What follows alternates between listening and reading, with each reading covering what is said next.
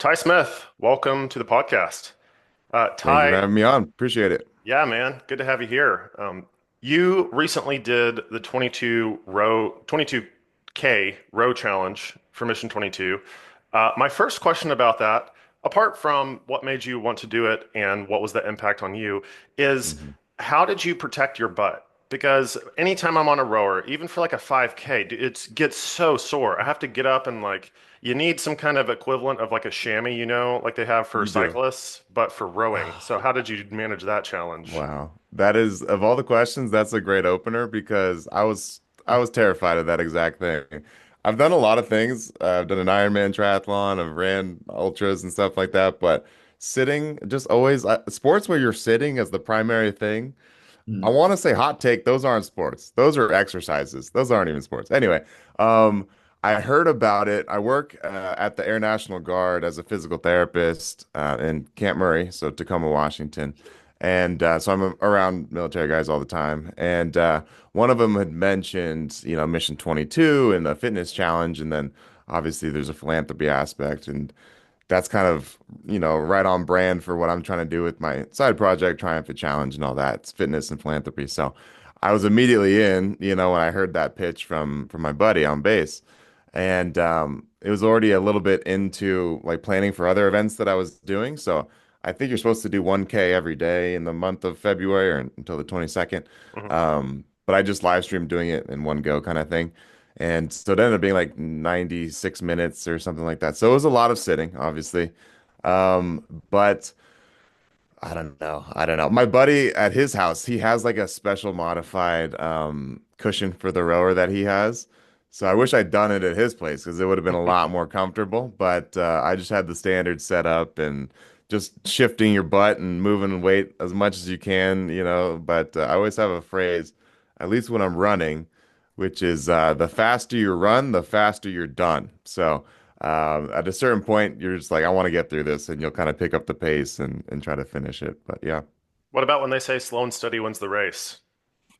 there's another phrase. Yeah, slow is smooth, smooth is fast. I don't know. You hear a lot of these things, so that's true. I think it just depends how much torture and whatever masochism you're willing to endure. I've noticed a trend with these challenges lately where there was one I saw, I think Rich Roll posted it on his ID, where somebody did this indoor like treadmill session where it was almost like sensory deprivation. And so the idea was, can you run for 24 hours with zero music, zero scenery change, nothing?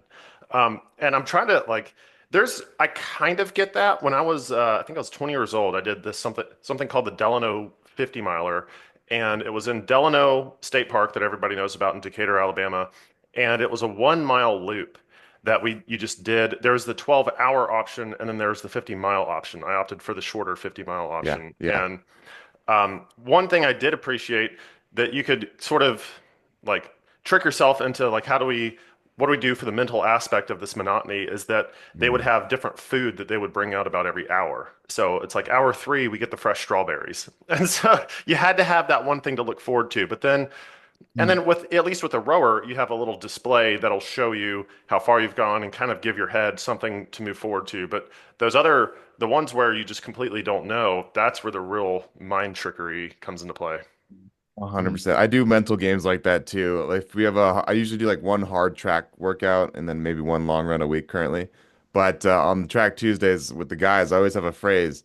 At some point during this run, I'm going to need a strategic shoe change. So that's when I put on like the spikes or change the shoes when we're doing a Mm. different distance to kind of mentally get through that first half of the workout. And then you're going to change the shoes and you're going to have some kind of difference. So yeah, changing up the food, the nutrition, you could do that, or every mile I was running, I just did a half marathon on last Saturday.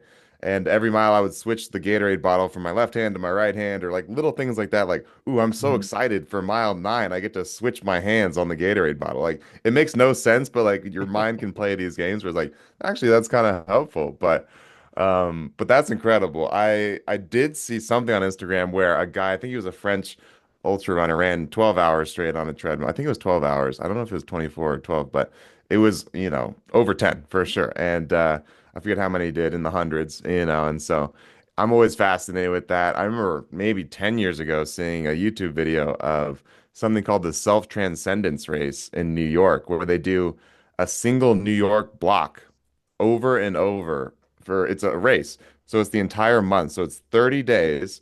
People are logging 100 miles a day on average, doing one city block in New York every day for 30. Wow. And so it's called the self-transcendence race. I've always been fascinated by that kind of thing and like the Mhm. robotic nature of humanity in a sense. It is fascinating to me. Yeah, there's a certain length that some of us have to go in order to kind of close down. I was listening to a podcast this morning with Jordan Peterson and another neuroscientist, I think, and they were talking about the differences between the function of the right and left hemispheres of the brain. And so the right hemisphere is sort of like bigger picture tasks, where the left hemisphere is more like complex micro tasks. And so the left hemisphere is often more or more turned on when you're browsing social media and looking at stuff in the immediate. And the right hemisphere, if you've heard of the default mode network, that's the one that sort of zooms out. You can sort of think of it as like the part of your brain that's active when you're bored. And people hate being bored so much, they'll shock themselves rather than sitting in a room and being bored, right? Like if they've done these studies, right? Yeah. Animals will do this too sometimes. We just hate being bored. But then there's a certain, there's a certain, like the idea of the transcendence as it relates to long distance running. There are certain acts that we can do that shut off that left hemisphere that then allow us to sort of tap into something higher, something where there's the total comprehension of the thing. How did he put it in the podcast? He's like, there are certain big questions of life that can't be fully comprehended, but they can only be generally understood. And Mm. so I think that's a lot of the things that are missing that we're looking for in these races, that especially the ones that are monotonous, is like shut off all the noise with extreme measure and extreme prejudice. And I think Mhm. here in 2025, you have to get creative with how you do that.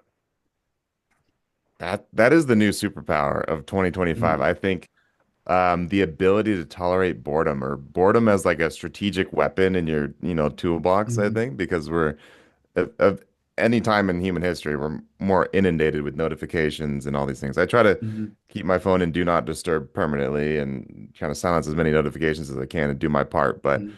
I'm just as addictive with personality in terms of like these kind of social media things as anybody else. So I'll have to physically turn my phone off, at a certain time at night so I can, get some proper sleep. So it's insane Mhm. to think about the world we're kind of ushering in here for sure. Yeah, Yeah, I've started to develop a new habit where I leave my phone in like a different room at night at a certain time. Like my timer will go off, like, hey, bedtime. So then my phone just gets left alone by itself. I'm Mhm. done. I'm off my phone. I mean, I'm still guilty of it too. Like sometimes my phone will just, magically attach itself to my hand and make its way into my bedroom. But 9 times out of 10, I try to leave it out of there because I am a victim of doom scrolling. I mean, I see one thing like, oh, cool, cool. What about this? What about this? Right. So it's all those smaller habits of just thinking like, okay, I need to shut my phone off at a certain time. Um, I need to be off my phone at a certain time. So yeah, it's just those small habits that you need to pick up for sure.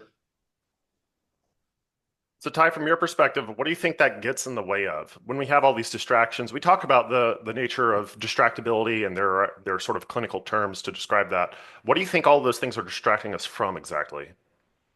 Ourselves. I think creativity in one kind of the pursuit of new ideas in the world. I think it's hard to. There's a balance that we're all striking, I think, between consumer and producer kind of constantly. At least I've noticed that myself. I kind of feel like everybody should have at least maybe three or four hobbies, right? So some kind of artistic or creative hobby, some kind of movement related hobby, like a fitness pursuit, some kind of musical hobby, and then maybe a hobby that you could potentially monetize one day. And my creative hobby is spoken word poetry. So Hmm. I feel like there is a balance between producing and consuming, and I'll get into these kind of cycles where I realize I'm out of whack, right? I'm taking in too much stuff and videos and taking in too much content and not putting anything into the world that I think is my unique perspective on it. And I can't get that unique perspective if I'm not listening to myself and being bored and like dedicating time to boredom, right? So that's kind of where I see it. And I see the problem with kind of what we're doing so much as silencing our inner self where we can have that kind of creative outlet, basically. Mhm. What's that process kind of look like for you? Like, how do you put yourself in a state where that kind of the muse can sort of come out and creativity is allowed to flow? What's been your experience there? Yeah, I've definitely done what Brandon was mentioning about, the location, the physical location of the device, so you can kind of silence it a little bit there. But it is hard because when I'm writing, I want to look up definitions of words and, thesauruses and synonyms and antonyms. I have to writing to me is just like a creative puzzle that I'm trying to put the words in different orders. So I kind of do need, I don't have all of it in my head, obviously, right? So I do need some external sources.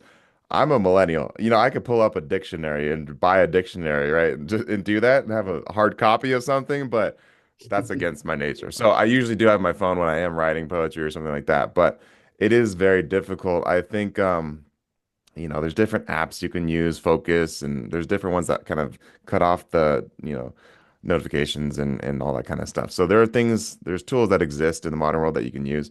I find usually doing a rough draft, just with a journal and pen, like, proper notebook, without the phone sometimes can get me started on like what's the broad idea I want for this piece that I'm writing? Like what are the words that I want to potentially use? What's the structure? What's the main message?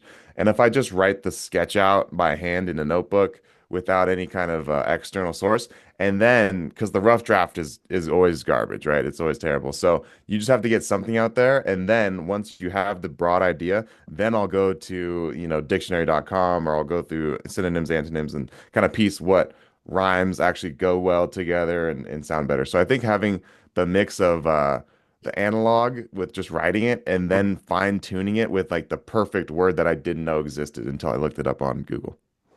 Yeah, the part of the writing process especially is, I don't write poetry so much, but I've done a couple of books, I've done quite a few blogs for Mission 22 and that kind of thing.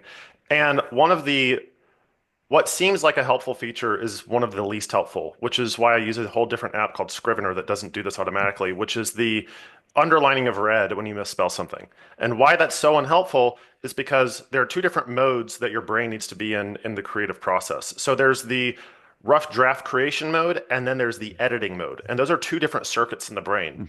And so when you're constantly switching between the two, like, oop, let me edit that while I write, then you're impeding one, like it's a zero-sum game. Either one of them's activated and the other one's suppressed and vice versa. Huh.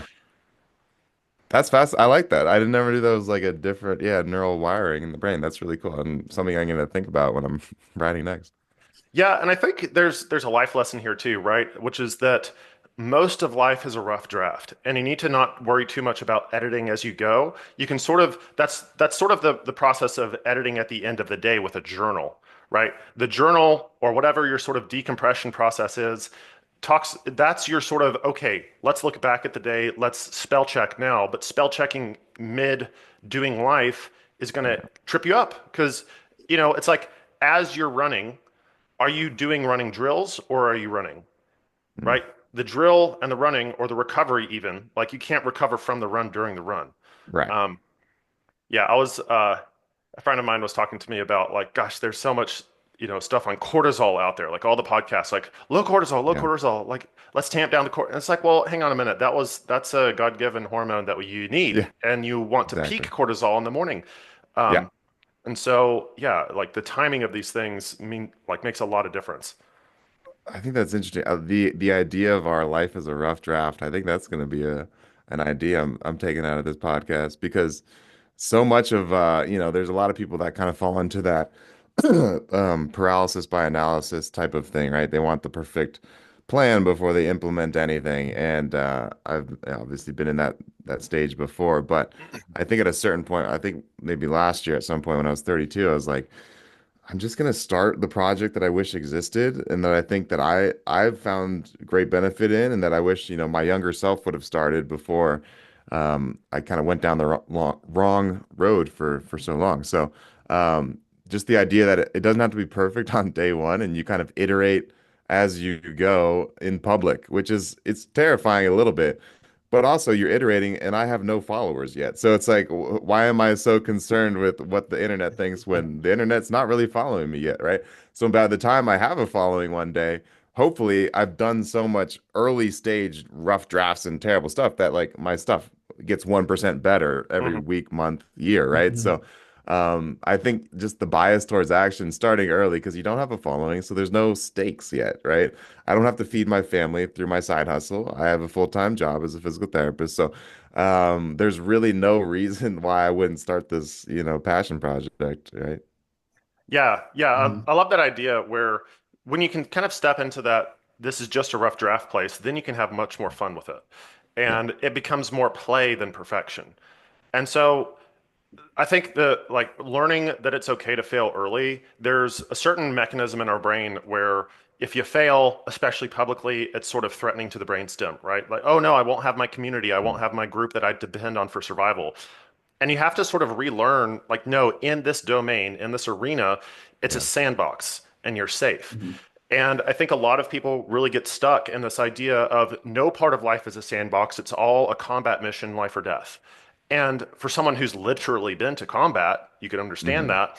But then can you allow yourself to get to a point where actually there's a part of my life that is kind of a sandbox and that's okay? And I think that's there's a quote from Alan Watts. He says, sincere, not serious. And Hmm.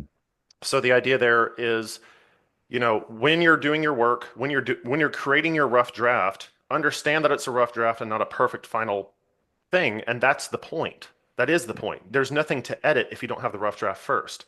But then we Hmm. get in this like cognitive loop where it's like it has to be perfect the first time, or I'm not perfect, so I just won't do it. Like, what? That doesn't make any logical sense. But we're that's thinking from an emotional mind, not a logical mind. Yeah, yeah, yeah, yeah. I think yeah, the idea of play is something that we lose as we get older. We're conditioned as kids that that should be most of your time, right? Making friends, play, and as an adult, for whatever reason, I think maybe that's why we struggle to make friends as an adult because we don't have such a whimsical, playful mindset, and everything we think has to be professional and XYZ when it could just be, hey, do you like doing XYZ? Let's meet up and do that together, and it Hmm. could be kind of very like you said, made in the moment type of thing. Yeah, yeah, for sure. And so, what does that look like for you? Because you can tell us a little bit more about this passion project of yours. You mentioned like what was it, a track Tuesday or something like that. Um, in my brain, since we're sort of kindred spirits when it comes to the endurance side of things. Like that is Yep. play for me, right? To go out and Yep. sort of run around a track and kind of have fun, high five at the end. So, what have you noticed has been really successful within your kind of purview, like where you live, the people you're with, what does play look like? Oh, that's a great question. So, yeah, Track Tuesday is fun because that's always one of the hardest workouts I'm gonna have on any given week, like a key workout. So that's where I'm trying to invite friends to come out with me because then I'm accountable and I have to go out there and do the hard thing, with other people. So putting myself in that leadership role of like, I joke around like I'm the certified track captain. And Mhm. like after the workout, I'll do a dispatch from the track captain. So it's like an audio message. Honestly, the most underrated thing I think that everyone should use more is the audio message feature of iPhones. It's just really fun to me because like you can call people, but that kind of stresses millennials out to call people because Oh, it's tell me like, about oh, it. they might pick up. Yeah, or they might Definitely. not. Or like It's the worst thing ever. exactly like I'm terrified of that, right? But a random phone call, I'm terrified.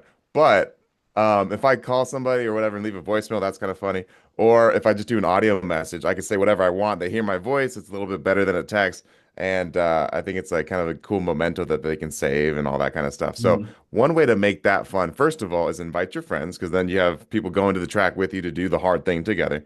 And then make it like a fun game during it. Like I do, yeah, like I said, the dispatches from the track app. And so I'll say like, oh, well, that was funny when James lost his shoe on lap 3, or like that didn't happen, but whatever, like kind of story Mhm. or whatever there is that happened. You kind of do a recap of the workout and who was peaking at certain phases and who was talking shit during the last lap and whatever kind of thing. So they're all kind of look forward to that dispatch at the end of the Mhm. hard workout together. So that kind of makes it fun as well. Competition, healthy competition, timing something, Mhm. keeping track of records and that kind of thing. And I think that makes the hard workouts a little bit more manageable and you could stick to it a lot more. I love that idea of a dispatch afterward. So it sounds like something like an AAR in the Like military an where, AAR. Yep. yeah, You would be Mhm. yeah. familiar with that. I'm not in the military, I'm a civilian, but there's a lot of things that I've picked up being in this world that I think you would Mhm. resonate with. And it seems like, yeah, that's one thing I picked up for sure. Yeah, one of the things that I write about in our the book that I published with Mission 22 called Return is one of the reasons that veterans can really have this like post-service dip and depression, even though in the moment they're Brandon can speak to this as well, probably even more than me. There's times in the moment. I remember watching this old Onion, the satirical news site Yeah. thing on like Call of Duty releases actual realistic game, and it had somebody just like staring out into the abyss for an hour, and like that's all Mhm. you did. Um, and you have those moments of like, what am I doing here right now? But Yeah. then the argument that I made was like, when you leave, you realize one of the things that you've lost are playmates, which sounds like Mhm. Mm, playmate. What do you mean play? Yeah. No, that's yeah. totally true. You played Right. with your guys, and that was great. Mhm. You know, Brandon, what was your experience with something like that? Oh my gosh. I think the biggest memory I have of like something to that effect was my first deployment. We had gotten this massive care package from someone's parent. I don't know who it was, but there was a bunch of cans of ravioli, and we were bored. And this group of ours, we weren't on mission or anything for like a week, so we had like a week of downtime to do absolutely nothing. And we decided that we were going to play baseball with a spiker spade and a can of ravioli. So we literally tossed the ravioli at each other, and whoever won was the person that could get it to stick on the spike every Okay. time you swung. And we did that for like 3 days straight because we had nothing to do. Now, keep in mind that this is Afghanistan. Like we're on a fob playing baseball with a can of ravioli and a spiker spade. Like that to me is some like recess activity. Right. That's huge. I think that's so just because kids can do anything, like they could play with cardboard boxes, right, for hours on end and invent these kind of universes. Mhm. So the idea that you can go back, you kind of resort to that when you're in the desert with your boys, I think that's awesome too. It could turn into kind of a fun game. So So, Ty and I actually met via the internet a little over a year ago. We were both involved in this online challenge that shout out to the Art of Manliness crew. And do you still have your bracelet, by the way, that says "Do I Hard do. Things"? I haven't been wearing it in the last couple months, but I see you had it on, so I Yeah, respect I'm that. calling you It's out. strenuous I'm life. calling you out. You should, yeah. I think that means you owe me a beer now. Do Um, hard things. I like it. what is important about doing hard things right now? Like we have access to more comforts than ever. What's the point of expanding out and doing hard things, and what is that for you? Oh my gosh, I could talk about that for a long time. Yeah. There's a lot of books written about this, comfort crisis and all these kind of things. I think it's obviously becoming more optional to do hard things, right? Because there's going to be, I think, a bifurcation of society into two camps. It's either going to be a Wall-E future where you're kind of plugged in, laying down diet soda, mainlined into your veins. But I think there's always going to be a main faction as well of people that are still pursuing camping, hiking, running, physicality. You're going to always want to be embodied in that kind of sense of being in the world and that kind of thing, pursuing hard things, but it is becoming slightly more optional because of how much our life can be, door dashed instantly kind of thing. So, Mm. pursuit of hard things to me is just it's somewhere in it's in all of our genetics, to be honest. I think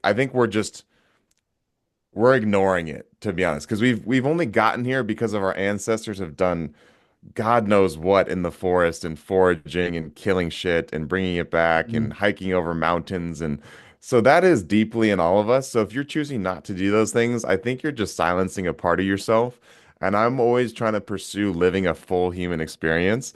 And to Mm. do a full human experience, I need to have a physically strong body. That's the kind of the primary thing, in my opinion. The basis for all the things and all the good things that I want to do and build relationships and build businesses and all these things, it kind of all starts a little bit with Mm. your body, right? Because if you're not, obviously, it's like the self-care thing, right? Put your mask on first. So the idea of I have to do these hard things to then respect myself, to then like, I'm just a different person when I've worked out and when I haven't worked out consistently, Mm. right? So Yeah. I can't show up well for the world if I don't take care of myself in a sense. And that's through the pursuit of doing hard things. And I can't say how much it does for my own mental state. I wish I could tomorrow give everybody the gift of fitness, but again, I don't think it exactly works that way. I think you have to go through the struggle sessions in the gym at 9 p.m. and you don't want to do it. And what is consistency? And why am I doing this? And it's raining outside. And humans are very good at conjuring up endless excuses, right? So I think it just becomes, it definitely becomes a lifestyle to a certain sense. And you kind of become known for that. And I've Mhm. always kind of I guess not always, but in my 20s, I got known on my ice hockey teams as kind of the healthy guy or whatever. And so Mhm. it became about eating clean and those kind of things. I never attached myself to a specific diet. I think a lot of people get too identified with keto and paleo and all these things. Right. But I like I kind of like the identity of I'm the healthy guy and I work out and those kind of things. Mhm. And it's kind of morphed into fitness and now challenges and fitness and philanthropy specific is the niche that I'm kind of rocking. And so I think that's an awesome legacy to have is that I now see doing hard things not just kind of for myself, like I had just mentioned. I'm doing them for myself, but then also to give back to others. Because my whole thing is I attach physicality and challenges to philanthropy and giving back to the community, whether that's through Mission 22's 22K Road Challenge or the 7 events that I've created at TriumFit Challenge. I now have a bigger purpose to train to keep myself healthy so that I can get other people to join in with me, and then we can give out more to give directly into the 7 charities that I have through the calendar events. So it's huge for Mhm. me. Yeah, that's awesome. I want to get in a little bit more to those challenges, but as you're talking about like you're the healthy guy on the hockey team, Mhm. when I was in college and was first sort of catching the ultra marathon triathlon bug, Yep. I forget the exact context. I was with one of my ROTC buddies, and for some reason, the topic of what human meat tastes like came up because cannibalism was going around. And somebody said, actually, human meat would be pretty sweet because of all of the sugar that we consume now. And my friend was like, bro, yours would taste terrible. Like, oh, thanks. I'll take that as a compliment. Yeah, exactly. Uh, yeah, that idea of getting yourself fit in order that you can contribute to your community. It reminds me of Hmm. an analogy that C.S. Lewis talked about in the book Mere Christianity, where he discusses the folly of somebody thinking, well, it doesn't affect anyone. What does it matter? What's it matter if I what I do, at a dark night by myself? I'm not affecting anyone. And the reality is there's nothing you do that doesn't affect other people. It might not affect right this moment, but Yeah, the way that you show up, as you were talking about the way that you show up in the world to people is a reflection of what you've been doing in private, right? yeah, Your character is most on display when you're alone. And and you know, and so the idea that C.S. Lewis talks about is like he has this image of like a flotilla of Navy ships going in a particular direction. And so if one of the ships isn't taking care of itself with its maintenance and all of the normal things it needs to do to go in the direction, it might not run into another ship immediately, but it's going to be thrown off course a bit, and that's going to affect the entire flotilla. Mhm. So as it relates to the fitness challenges that you do, and I'd love to hear more about what those entail, how do you what opens up for you and for other people? So let's say like you've dialed in that 1 hour a day. Okay, we're getting fit. Mhm. What does that open up? Because there are 23 more hours in the day to, do life in. Yeah. I think it sets the whole entire day up. I wish, to be honest, I wish I was the Jocko wake up at, 3:30 and you're working out 4 to 5 a.m. I'm not typically wired like that. In a perfect world, I wake up at about 5:45, 6, do a little bit of work, writing, kind of that thing, work on my side projects, and then I'll have a good workout like 9 to 11 a.m., that 2 hour window, and then I'll have a really big lunch and that kind of stuff after. Because I like doing cardio relatively fasted, but I don't like necessarily lifting a whole lot fasted. So that's kind of a perfect day for me. It's relatively out of the way early-ish, before the afternoon and evening. I'm not opposed to working out whenever I can get it in, but it does set up the rest of the day because the better you work out, I think, especially if you're doing it outside, get some vitamin D, sunlight, you're gonna then sleep better that night. You're gonna fall asleep, faster and kind of reset circadian rhythms if you're doing it outside, that kind of thing, and your whole next day is gonna be better. So in my opinion, again, it kind of comes back to how you show up for the other people. You can manage your hormone levels a little bit better if you have that, feeling of exhalation of doing something hard, whether that's taking a cold shower, whether that's, a cold plunge or a hard workout, that kind of thing can change it. So I tend to sleep better. I tend to make more mindful food choices. I'm like, well, I just kind of really worked out really hard right now. I might as well put some good food in my body as well. So I feel like that correlation is pretty high with what I'm eating, and it eventually becomes I just want to perform better, right? I want to do better on my workouts. I track my workouts, and so I don't want to eat garbage, 24/7 because I don't want to have terrible week of training. And I still kind of do the cheat days and whatever, and I'm very loose with my diet to a certain extent. But the thing that keeps it in the rails is just that I want to perform and feel better. And once you eat consistently and work out consistently for long enough, you kind of realize what habits kind of contribute to your overall well-being and how it can set up your future there. And I don't know, there's so many relationships you can build with people. If you do, like I said, track Tuesdays where you invite people over and then now you're doing hard things and then you go hang out after and now you're making friends and you don't know. The internet is such a wide place now too. I think there's a really cool community of hybrid athletes and people doing all these Mhm. kind of things, which is I'm just diving into that world now. I've only been on Instagram really for 9 months or something like that since May last year. So I've always been kind of an anti-social media guy, but now I'm seeing the benefit of that kind of online tribe, and that is kind of a deep sense of you can get motivation and inspiration from other people that are across the world, which is really cool. Yeah. You ever have those videos where it starts out with some, your typical, like, here are these silly dudes who are, we're going to throw this thing onto a frozen lake bed. Let's see what happens. And then it Mm. like cuts in the middle of the video, like, go outside.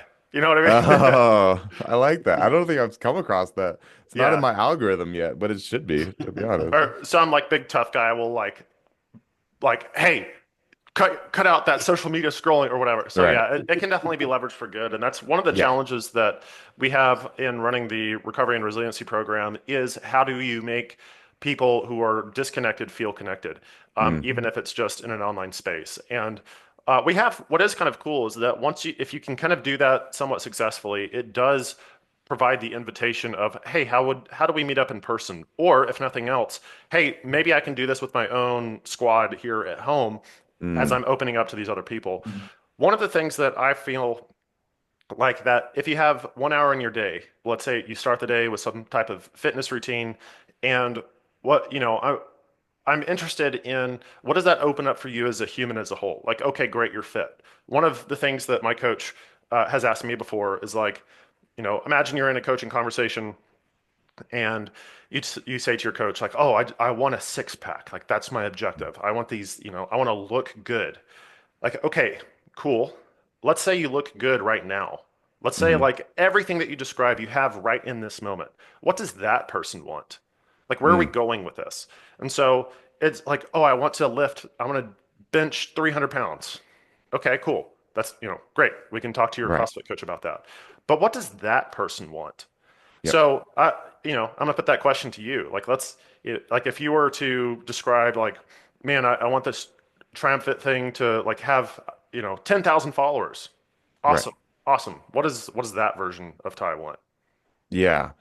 I mean, that is largely what it is at this point now. I think the backstory of how I got to TriumFit is that I had been doing exactly what you just stated. Oh, I want to get my bench to 300 pounds. Oh, I want to do a 5-minute mile. Oh, I want to do an Ironman triathlon. Oh, I want to do whatever it is, right? I had a physical bucket list feat or physical feat of, bucket list items that I wanted to do in my life.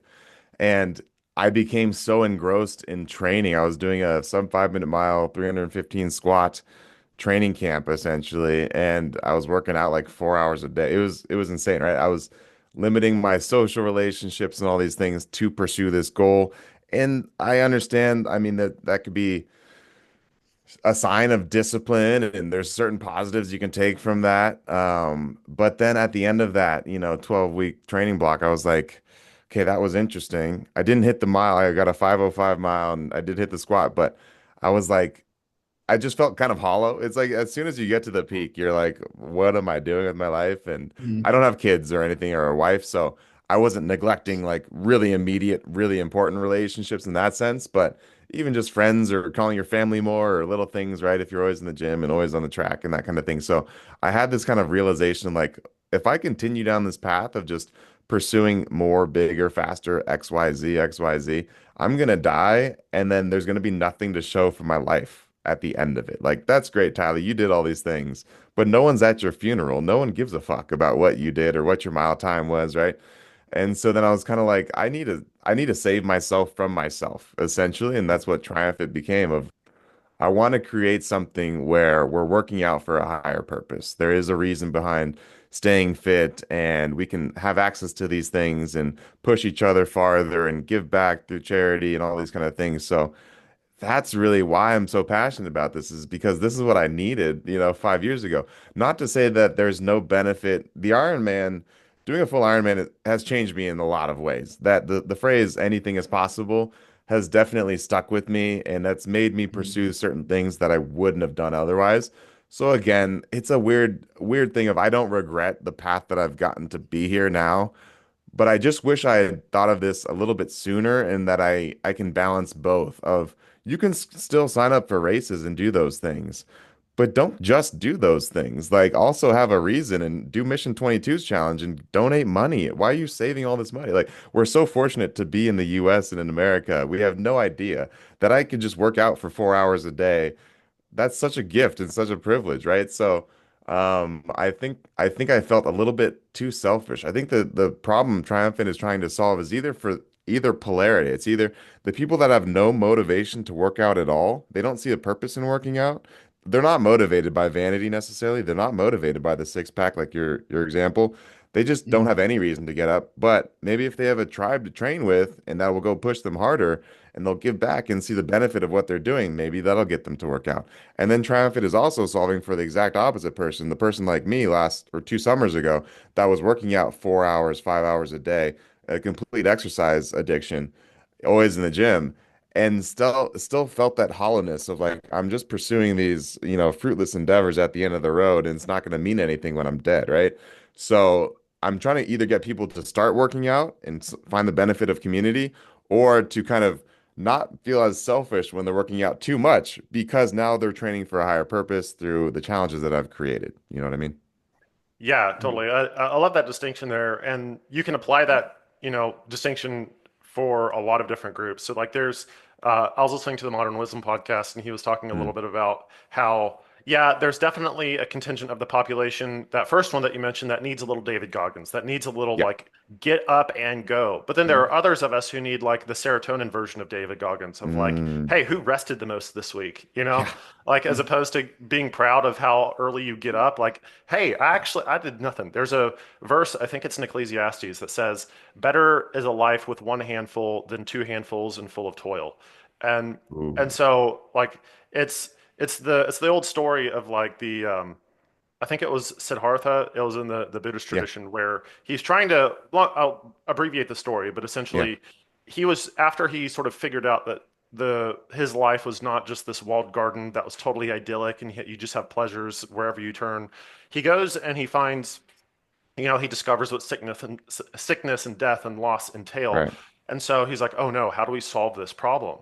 And so he goes on this journey of pure asceticism, not Hmm. aestheticism, that would be different. Right. Asceticism, where it's basically total self-denial. And he gets to a point, as the story goes, where you could see his spine from the front because he was basically not Mm. eating. It was like a total denial of his thing, but he got to a Right. point where he's like, I'm dying. Like, I'm going to die. This isn't how we do life. And then Right. around that time, he sees this boat that's going along, and there's a mentor-mentee relationship with these two people learning how to play this instrument. It's a stringed instrument, and as the learner, the mentee is starting to learn how to play and tune this instrument. You can think of like a guitar or a harp. The instructor, he says, not too tight and not too loose. And so it was like, that's it. Yeah. Mhm. That's huge. That is a great metaphor. Ecclesiastes, I grew up in a religious household, Presbyterian. I would consider myself more agnostic, maybe more of a deistic take. Like there probably is something behind all of this, right? But don't necessarily believe in one specific path. But I've read the entire Bible cover to cover. I did like a chronological Bible in a year thing, and Ecclesiastes just hits. It's my favorite, favorite chapter in the Bible because or book of the Bible because it gets so damn real. Like it's just ashes Mhm. to ashes, dust to dust. None of this. I'm like that shit. I love. That's just crazy. I love that. So Ecclesiastes is awesome. Um, but that balance again of like, yeah, self-denial and overabundance, that's always an interesting one. Mm. Dopamine, or cortisol, David Goggins, serotonin, David Goggins. Yeah. Chris is awesome. I love that podcast as well. So I think there is an interesting puzzle we're all trying to solve in the modern world of how to balance everything, right? Is in life is balance. So it's how you do it well. I think that matters. Yeah, yeah, definitely. And one thing I love about how the book of Ecclesiastes, Proverbs, and Job are all sort of arrayed as Mm, a collection. And so you have Proverbs that comes along as sort of this like peppy teacher who's like, if you do well, then things will go well for you. If you do yeah. bad, things will go bad for you. And then Ecclesiastes is sort of that critic of like, okay, let's bring this down to earth. Like it's not so simple. The rain Right. falls on the good and the wicked. And then Job comes along and shows like this is what this looks like in a story form. Hmm. You Good know, way to sort put of that. yeah, so sort of like that right-brained understanding of things where you can Yeah. only come to a sort of felt understanding sense. There are different types of knowing and like with the bigger questions of life, like that's where you kind of have to get to a point where I was reflecting on this morning actually. So imagine there was a speaker who's going to go in front of this large audience, like Tony Robbins style. Hmm. I'm gonna help 1 million people, and by all basic metrics, you could say yes that if you go to this speaking engagement, you'll edify your whole audience, and whatever, applause, accolades, everything else. But on the way, you notice there's someone in need under a bridge, and Hmm. they're asking for help, and there's something in you who's like, I need to go and see that person, but I'm going to be late for the speaking engagement. And then you go and help out that person. You don't know why, but it turns out through that help, they end up becoming your biggest, like the whole other world of opportunity opens up for you. Hmm. This actually happened kind of with Mission 22, where one of the guys who's one of Mission 22's biggest proponents was a homeless vet who now like has all these social media things and Mm. generates this a lot of awareness about what we're up to because I believe that was Magnus who went and there's a Zoll story that I remember him telling. Mm. Magnus is the Mission 22's founder, and Okay.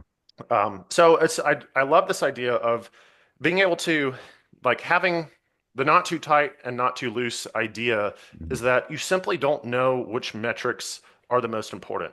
Maybe that one noticing of somebody who otherwise didn't get noticed is more important than you and going to talk to 10,000 people at once. Right. You're just not really sure. Yeah, that is interesting. That I think it comes back to mindfulness, intentionality and seeing, yeah, not being so distracted in your plan, obviously, that you lose potentially a bigger picture, bigger contributor to the end vision. I think of the parable of the Chinese farmer. Have you ever heard that one? Where there's a Maybe, series of events that yeah, maybe happen and he can't so, maybe not. yeah, maybe so, maybe not. His son breaks his leg. Maybe it's good, maybe it's not. He Mm. can't get conscripted in the army because he has a broken leg, so it's a good, so he's Mm. always kind of like maybe this is a good thing, maybe this is not. And yeah, I think that idea of we can get so locked in our plan that we are blinding ourselves to the person right next to us that maybe is a bigger part of our plan, like you're saying. Hmm. Yeah, so tell me a little bit more about that as it applies to you. When was a time in life where you felt like you sort of had a plan A and then something radically changed and you had to course correct? Oh, I think it goes back to athletics for me. So I grew up weird enough in Southern California in Los Angeles, Santa Monica, playing ice hockey. So that was my main sport. And I guess I got into it. My dad is black, my mom is white, and my dad went to a game in 1960 something to see the LA Blades, a minor league team, play. And Willie O'Ree was playing. And he was essentially the Jackie Robinson of the NHL, first Canadian Mm. black player. And so he saw, this guy that looked like him, and he eventually went on to be a firefighter. And when he played in the adult hockey leagues, my father did. So when he had kids, he put us in hockey. So I always kind of grew up playing, and so I wanted to go D1. I wanted to be on the LA Kings, and I wanted to, be a professional ice hockey player. And so that was always my plan. Obviously, like most kids have that as a end goal. But then in junior ice hockey at a tryout in New Mexico, I dislocated my shoulder in my one and only ice hockey fight. So not the greatest enforcer in the history of hockey, but I wasn't bleeding, so I thought I won the fight, and then I realized I couldn't lift my arm. So dislocated my shoulder, had surgery, and eventually physical therapy. So that's how I got into the world I'm in now. And so that's one of the pivotal moments in my life because I wouldn't be here on base talking to you right now if I didn't fight that guy, dislocate my shoulder, have rehab, really respect my physical therapist, and then kind of pursue that as a career. So that's one way that I've been derailed of, a potential Division 1, whatever scholarship and playing at Denver and all that kind of stuff. But I got to play club hockey and I had a great time and I got to study abroad because I had more time. If I was a Division 1 ice hockey player, I probably wouldn't have studied abroad. And so I got to spend 6 months in Australia and met an incredible amount of international people and did a whole like backpacking trip through Europe the next summer when I graduated or spring. So got to go down, basically Sweden all the way down to Spain and then England. So meeting all these people that I'd studied abroad with. So I had great relationships with those people that wouldn't have happened if I had probably played D1 at Denver, right? Because of that injury. Mhm. So, Yeah, what's that old quote? Man makes plans and God laughs. right, right. Or Mike Tyson, everybody's got a plan until you got punched in the face. Yeah. So Yeah. that's another one. Yeah, Mhm. that's it. What have you been noticing have been kind of new opportunities for you lately as you've got this kind of side project and you've got your main Mhm. physical therapy thing. What are you kind of seeing in that is opening up for you and your community? I think it's cool. I think being on this podcast, because I had just talked about this in my newsletter, this last newsletter I wrote every 2 weeks I'll write one. TriumFit, what's it called? TriumFit 2's news. And I had talked about I have an upcoming event for Cesar Chavez Day on March 30th and the next challenge event. And I was like, oh, I'm trying to do 25 tickets or entry ticket sales for this event. And I'm going through this book called $1 Million Weekend by Noah Kagan. And he has a 34-step business challenge checklist of basically how to go from zero to starting something. And so in my newsletter, I'm going through that challenge checklist one by one every week. And so this week's challenge was to think of like 5 avenues of marketing that you can do for whatever your business is. And so I was Mhm. writing like what the marketing channel was and expected sales from it or whatever. And so I was going down the list and I wrote like, there's a thing called podmatch.com where you can have a profile and then based on your interests and that kind of thing, podcast hosts can select you to be on their show. It's called Podmatch. And so I was like, oh, I'll create a Podmatch account. This is like my fourth thing on my 5 that I was listing. And then hopefully I'll get on 1 or 2 podcasts and make a sale or something like that. And then totally randomly on my Instagram feed, I see you have a podcast. And I was like, oh, I remember Marcus. That's cool. And so I was like, let me get on your show. Right. So I think that's just like a random, that was kind of a cool, like, God moment. I don't know what that is, or universe moment, kind of being like, oh, you had this intention to get on a podcast and do Mhm. something with your thing. Oh, well, like here's a channel. Here's Marcus right here to drop it in your lap. So I just think that's kind of a funny thing of like it is a lot about like there's a phenomenon. I think it's called the Bader-Meinhof bias or something where it's like, oh, I want to buy a Toyota Tundra. And then literally when you drive down the freeway, you're going to notice every Toyota Tundra that you see driving by. It's like anything that you're putting that Mhm. attention on then starts to Mhm. filter and like those inputs are always being put into our brain, but you're not selecting for them because you're not putting awareness into it. But Mhm. as soon as you have that like shift, then now you're seeing all those things. So like I was somehow subconsciously putting the idea of like I want to be on some podcasts this month to talk about my thing and whatever, right? And then I see on my feed that you have a thing. So that's a kind of weird way that the universe kind of opened up, I think. Mhm. Yeah, I love that. And it's the principle there is your values direct your aim. So Mm, we miss almost everything. yeah. So imagine you have a And that's a good thing. yeah, That's a good thing. We would be yeah. flooded by too much stimuli if Hmm. we didn't select. Our Mhm. brain didn't select. Yeah. Right. And something to be aware of there is that, well, what are you selecting? And so if you Mm, have a constant negativity bias, you will continue to mm, find things in your environment that reinforce that you're right. Right? So yeah. it's like nothing ever goes right. And then you go and you search for things that don't go right for you. And then you amplify those and you tell them to your friends, and your friends Yeah. give you pity. And that's the thing that you were after in the first Mhm. place. And it's just, poor me, victim, everything goes wrong. Oh, wow, you're really. Right. But then exactly the same set of circumstances could be given to somebody else. the story they tell themselves about it is like, look at all the opportunities I have here. Yeah. So if you want to see things that go wrong, you will. If you want to see opportunities, you will, given the same perspective, like given the same circumstance. Yeah. And so, That's huge. I'm a big fan of Stoicism as well. I think I had my early 20s, mid 20s, all about Stoicism. I was kind of filling the void of like, oh, I don't have my religion anymore. I need something to guide my ethics and virtues. And Stoicism is a very, virtue-based kind of thing and controlling your mindset and all that kind of stuff. So Stoicism filled that vacuum for a lot of things.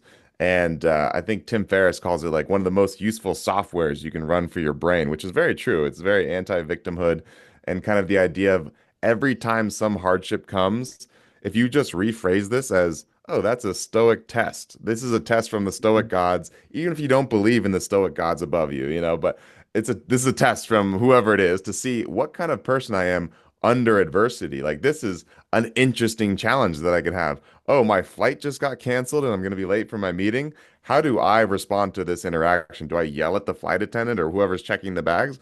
Or I just kind of, understand that this is part of life? And a specific thing that happened in my life with that is that I was flying out to your neck of the woods, to Portland, to do a grad school interview at, I think it was George Fox University. And for whatever reason, I had been staying at the wrong gate the entire time. This is at LAX. Staying at the wrong gate. I wake up, it was an early morning flight, and so I wake up from my nap and I realize this. And apparently I have to go on a shuttle, not just 2 doors down. I have to go on a shuttle to get to the actual correct gate. I missed the flight. I'm really upset, all that kind of stuff. I'm not going to miss the interview because I planned enough time, but I'm going to have to take the flight the next day. I go to sleep. I wake up. I get an email on my phone.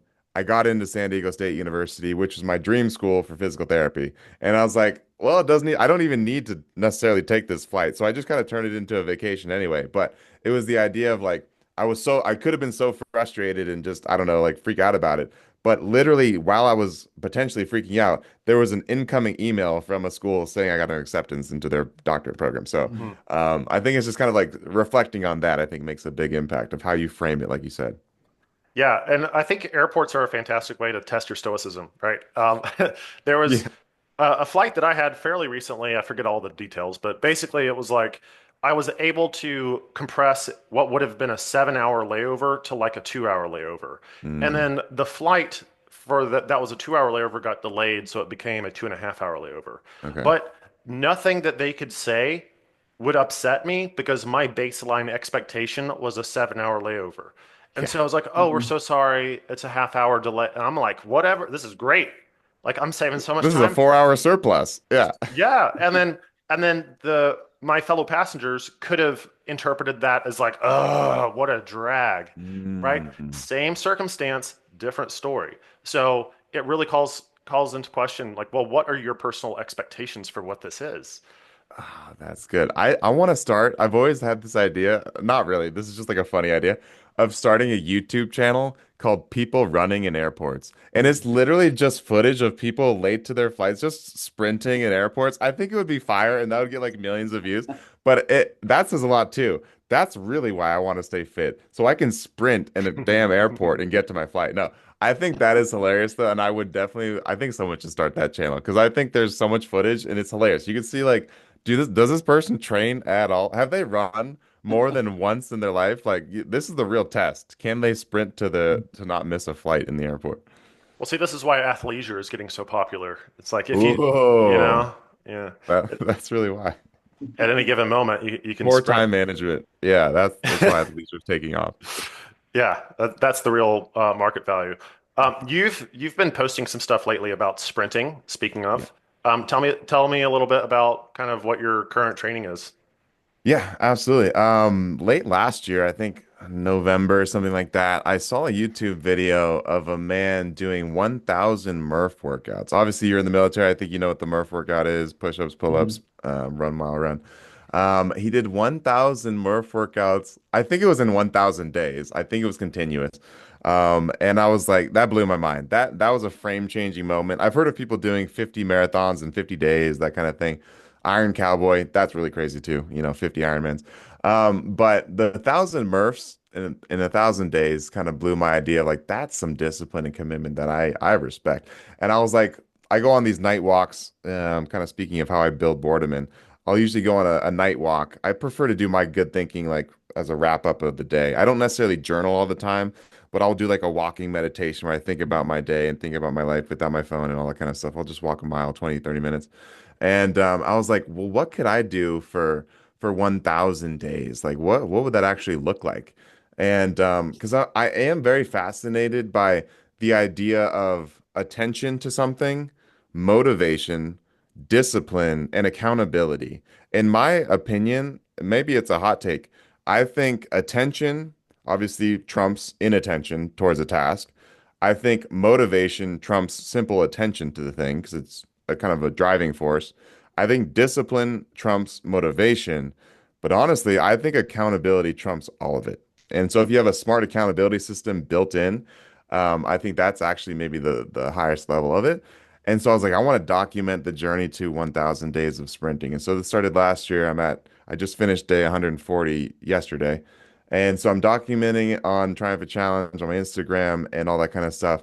And so that's kind of really how it started with that. And so it basically it's 1 minute of sprinting every day. So it's three 20-second max efforts with 2 minutes of rest between each interval. So 20 seconds all out, 2 minutes rest, 20 seconds all out, 2 minutes of rest, and then 20 seconds all out. So 1 minute total. It takes 5 minutes. And I think everybody's got 5 minutes. I don't really care what you're doing, how tired you are, what's happening. And I've chosen to do it with multi modalities. So I can do it on an echo bike, I can do it on a treadmill, I can do it on with goblet squats, with a kettlebell. As long as it's max effort, a ski erg, a rower, I could do anything I want as long as it's max effort, right? That counts as a sprint in my definition, right? So that way, it's a little bit more if I'm traveling. I'm going to go to Japan in October. So if I'll sprint in the airport in Tokyo, whatever. I'll hit my goal, right?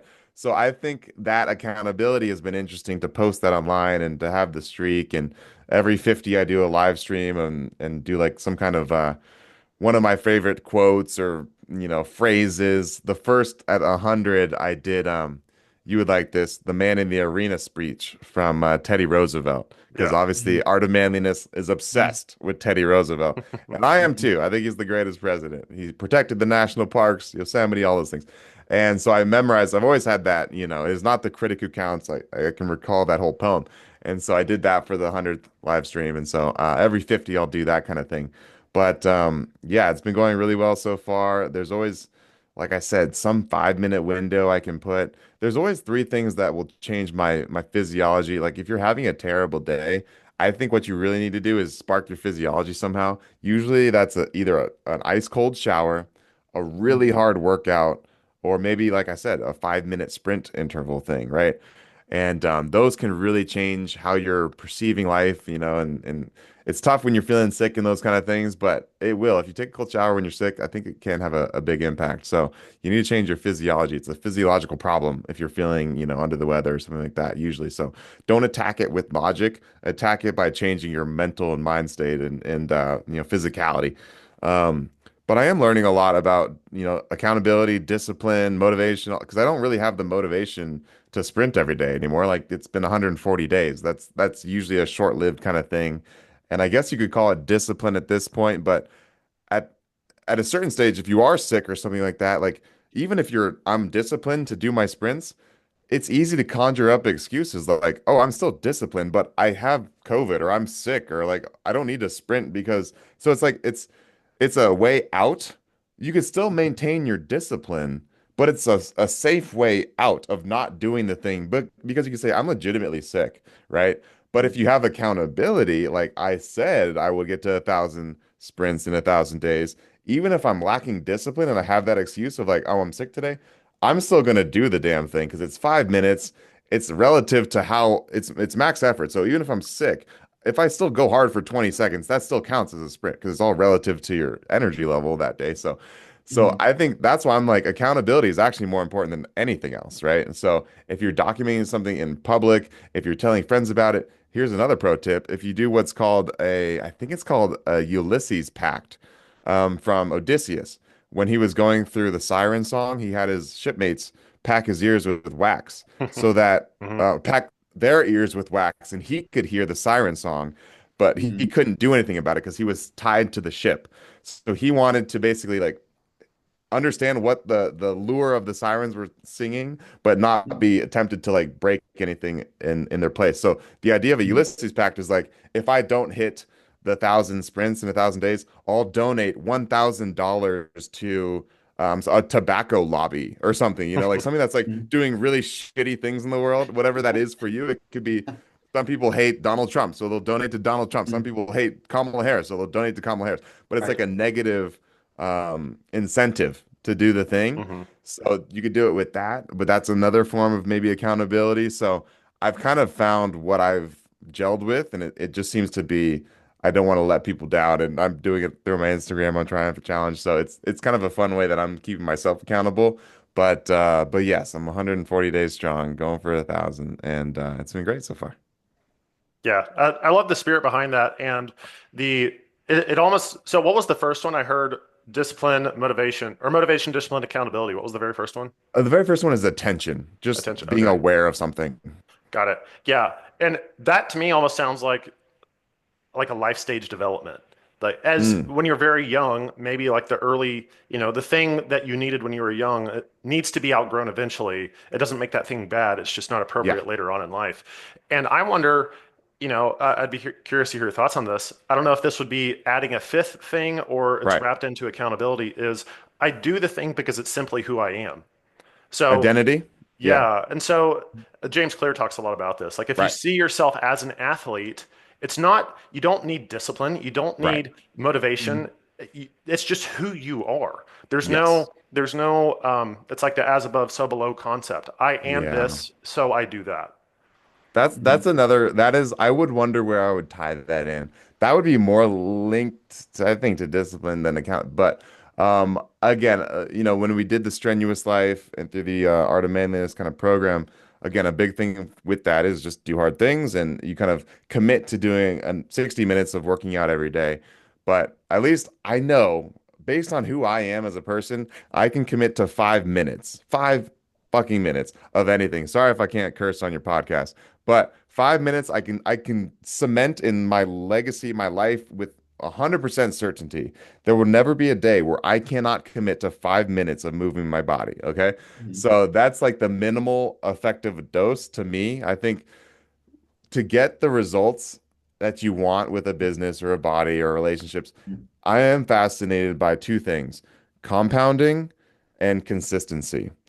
And you can't get to the compounding effect of anything if you don't first have the consistency. And so, what are the strategies to get consistency? Those are attention, those are motivation, those are discipline, those are identity, those are accountability. That's what allows consistency, which then allows you to have compounding effects that stack and stack and stack. And we, Mhm. as humans, don't well understand the process of exponential gain and logarithmic scales. We Hmm. understand somewhat kind of a linearity to things, but we do not understand how you can go from 20 followers to 200,000 followers in maybe 2 years. If you have the right account, repost your thing or whatever it is, right? You would never project linearly that makes any sense for your development. But if the right audience sees a really useful thing that you provided value for, you can be gone, like in 2, 3, 5 years, right? So humans don't understand that concept well, but you need to have the things that you're doing every day, and those are the hard things. That's the hard thing I've accepted into my life is a 5 minutes, sprint interval training, right? And I think that's fairly manageable for most people. So that's not my plan necessarily to have like a tribe of people that do 5 minutes of sprinting every day. I don't, that's not as interesting to me. More interesting to me is people that sign up and do my challenges because then I'm donating 50% of the profits to these charities and have a bigger impact in the world and give directly through a Willpower Wednesday burpee poker fun game that I'm doing as well. So I care more people to do those things than necessarily to do my 5 minute sprint challenge every day for the rest of their life. But if people want to do it too, that's cool. Or if they want to find accountability in their own way.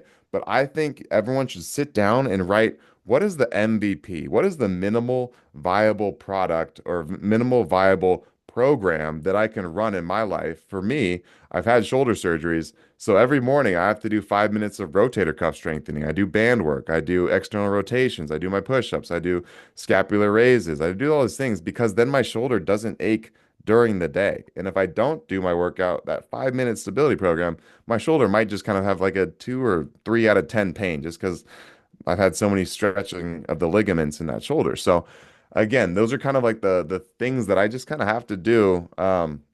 And again, I'm not a robot. I have, difficulties like every other person on the planet. But I am fascinated by the robotic side of nature and how, man can become. I just wrote a poem about this. And so, speaking about this, I haven't recorded it yet, but it just wrote it. It's called Man in the Machine. And it's the idea of how humans can kind of take on, become algorithms of discipline is one of the phrases in the poem. And so that's been really exciting me as well. And I think there is something special about streaks. I'm always fascinated by people that I've run 1 mile every day for the last 5 years. I'm like, tell me more. Like, I want to talk to you. You're an interesting person. Somebody that wakes up every day and runs a mile for 5 years straight. Like, I've just talked to somebody last week that has a 5 year running streak going. And I'm like, you're interesting to me automatically. There's something about the way they prioritize their life. My dad is a lot like this. He was a firefighter for 38 years. He's been retired about 10, but he still wakes up at 3:45 every morning. He walks for 2.5 hours, or he does a 3, 4, or 5 mile run, and he's 74 years old. And so, again, if I'm a good human for any semblance of, being a good person, it's really because the one word I would describe my childhood is stability, right? My dad is a firefighter. My mom was a pediatric oncology nurse at UCLA. So they were both in healthcare. So the 2007 financial meltdown, none of this affected my family because they're still going to the hospital. There's still people getting heart attacks and need to go to the hospital for paramedics and that kind of thing. So I had a very stable upbringing. One brother growing up, two older half sisters, and no divorces, and family, two-parent family, all that kind of thing. So I again can credit a lot of what I am today as the product of who I was raised around and my parents and all that kind of stuff. But my dad's ability to kind of turn that robot streak on and kind of I see his example and I'm like I could do that too in my own way, right? So I don't know. I'm just fascinated with compounding and consistency and streaks, and it's really interesting to me. Yeah, yeah, man, I love the story and how, there's a certain resentment that people can have if they grew up with abusive households or something like Yeah. that, where it's like, well, you don't know what it's like, and like, well, maybe I Mm. don't, but I'm taking responsibility with what I have, right? So everybody has some type of a privilege, and so the question is, well, what do you do with it? You take responsibility for what you have. Um, That a and way to get out of that. See the way that to phrase that exactly what you're saying is like there's no utility in the victim mindset. Like Jocko extreme ownership is always going to be advantageous. The stoic mindset always going to be partially advantageous. But the other thing is like if somebody hits you, you get whiplash associative disorder because you have a neck injury from a car accident. Again, it's not your fault that mhm, somebody hit you. But it is now your responsibility to do the physical therapy, to do the rehab, to get yourself better. mhm, So it doesn't matter whose fault it was that you're injured.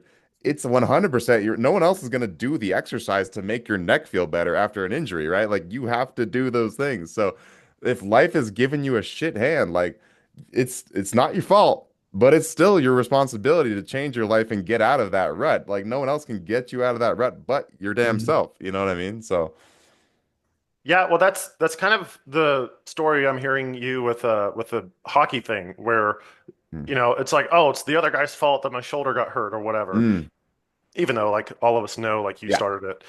Right, I 100% did. I actually, yeah, I called him Yeah, out and it didn't work. yeah, Yeah, yeah, it's awesome. But the thing about that is like, well, but it's not fair. Like, yeah, back to the book of Ecclesiastes, man. Like, yeah, go read that if you're dealing with fairness. But Mhm. you get to then like that's where your life can kind of start. Like that can be yeah. the nucleation site of the thing that makes you you, and maybe that was the whole Mm, point all along. yes. I like the idea of nucleation side. You have a very like Jordan Petersonian way of like saying things. I really respect it. Like that, you just did a little nucleate. That's like something I would see in a Jordan Peterson video. That's cool. I Yeah. feel like you have a pretty good grasp of psychology. Did you go to school for psychology? Yeah, I did. I've got a background in clinical mental health counseling and life coaching, health coaching, that kind of thing. Very cool. Um, yeah, I'll work on my Canadian accent, but I can't guarantee I'm going to get there. Just start apologizing a lot. Just say, sorry, sorry, sorry. Hey, I'm sorry. I'm sorry. I played hockey with a lot of Canadians, so trust me. They're actually the nicest people off the ice. They're complete dickheads on the ice. They will slash you. They will cross. They're so violent. on the ice because that's their territory. But as soon as the game's over, they'll shake your hand, buy a beer for like they're the nicest people after. But man, they're mean when it comes to hockey. Yeah, you got to have an arena for it somewhere. Like maybe Right. our diplomatic differences right now, it seems like partly have been settled on the ice. I don't know. Yo, that the Four Nations tournament. Yeah, that's wild. That was a good one. Although I shouldn't say too much because I think we lost the most recent game. But anyway. We did. Yeah, we did not win the final. Oof. Well, dude, this has been an awesome conversation. I'm super stoked with what you're doing with your side projects and everything. For listeners, if they want to keep up with what you're up to, where would they find you? Yeah, they can find me on my website, triumphitchallenge.com, Instagram, triumphit_challenge. Again, the slogan is give back, never give up. So I have 7 charity challenges a year. The next one is on March 30th. It's called Bringer of the Bells. It's to honor Cesar Chavez, who was a big farm workers' rights advocate.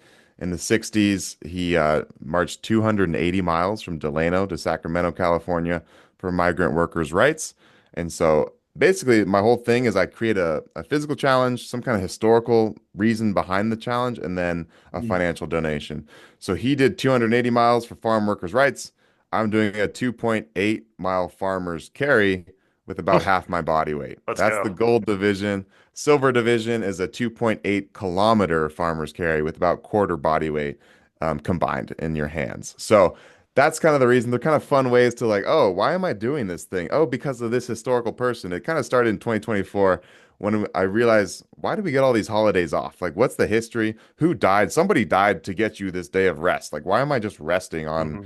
MLK Day? Like, what exactly did he do, right? And so then I created this thing called the Selma to Montgomery. It's a tribute that he did in 54 miles from Selma to Montgomery, Alabama for Voting Rights Act. And so I do a 54-mile run walk in 54 hours. So the whole thing is like that. It's on triumphitchallenge.com. If you want to sign up, I donate 50% of the profits to a relevant organization. Like for Martin Luther King, he was a co-president of the Southern Christian Leadership Conference. So I donated to that for that. Farm Workers Justice for Cesar Chavez, Free the Slaves for Juneteenth, all the things. 911 Tower Challenge for September 11th. I do a Memorial Day Murph. I do a Veterans Day, digging a trench for trench warfare. In November, I do a 4th of July feast and fast and donate to Action Against Hunger. So there's all these kind of things that I'm doing, 7 challenges. Check it out. It's really fun. And I'm just trying to grow it as much as I can. Passionate as hell about this, and I want to see it take off. So Love it, man. And the website again is TriumFit challenge. Triumphit. 100%. Yep. TRI. So Triumphant Fitness Challenge is the whole way you could say it, but Triumphit is the way I abbreviate there. So TriumFit challenge.com. Love it, man. Can't wait to see where you go with this. Appreciate you. Thanks for having me on. Appreciate you, Brandon. Appreciate you, Marcus. Yeah, of Y'all course, doing good man. Thank you things. so And I love much. Mission 22 as well. Appreciate you. All right, till next time.